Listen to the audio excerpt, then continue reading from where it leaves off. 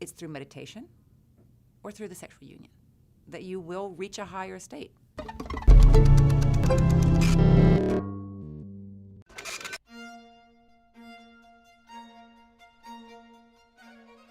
It's the pleasure taboo is something that's basically hinged on 2,000 years of Abrahamic history.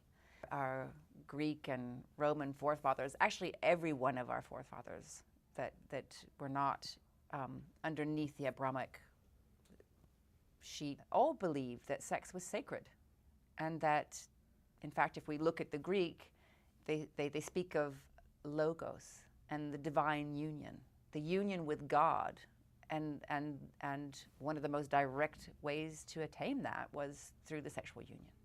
And temples were built to celebrate the gods and goddesses, and making love was a way to break through the barrier of the real world, the earthly existence, and transcend. If we go beyond the Western borders and we go to Asia, we have Tantra, Taoism, and those actually were schools of thought they developed schools of thought that affected the way that Westerners today even make love. Their main philosophy didn't affect ours, and that was that through the sexual union, again, we could come closer to God.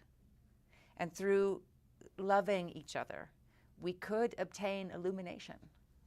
And the Taoists actually said it's through meditation or through the sexual union that you will reach a higher state, an enlightened state. And the Abrahamic religions did the opposite. They believed in abstinence, and abstinence leads to frustration. And frustration is a horrible, horrible, horrible disease, no? It leads to all sorts of other problems. The pleasure taboo in the Western world is, it's deeply, deeply rooted on the idea that pleasure was sinful. It was sex, and is related to carnal sin. No? Sex and sin go hand in hand. And so sex became dirty. It became naughty. It became something that one should punish themselves for, no? And particularly women. You know, a woman in the 1950s who had an orgasm might spend the next week, you know, doing Hail Marys. What happened in the 1960s, which led to the 1970s and the most liberated sexual era of our time since our Greek and Roman forefathers had been really enjoying themselves.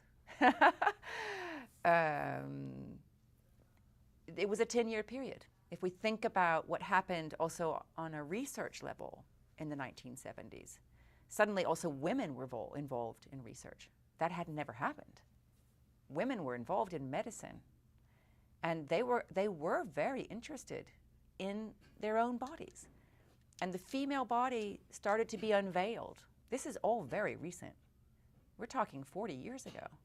It's quite amazing, huh? There's a lot of work to be done.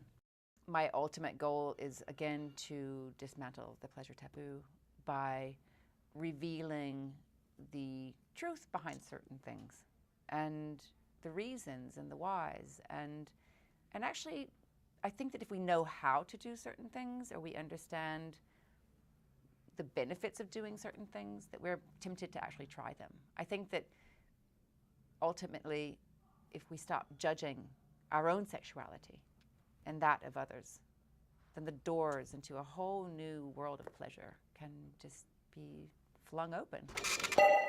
Hi, my name is Betony Vernon. Subscribe to THNKR.